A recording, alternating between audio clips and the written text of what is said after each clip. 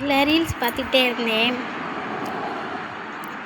அப்போது பார்த்திபன் சார் விஜய் சாருக்கு மனு கொடுத்துருந்தேன் பார்த்தேன். உண்மையிலே தான் ஊருக்கு ஒதுக்குப்புறம் வைக்கிறதுக்கு பேசாமல் சுடுகாட்டிலே வைக்கலாம்.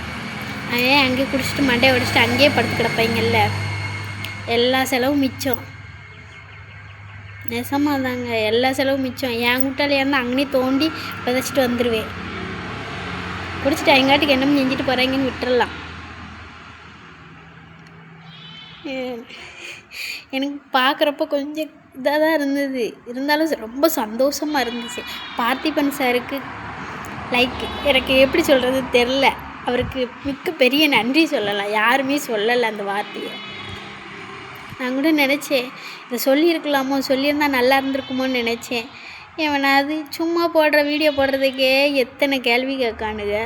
நம்ம இதை வேறு சொன்னோம்னா சுடுகாட்டில் போய் படுக்க சொன்னியான்னு கேட்பானோ அப்படின்னு நினச்சேன். ஆனால் உண்மையாக சார் கேட்டது சூப்பர். இது ஏற்றுக்கிற விஷயந்தான்.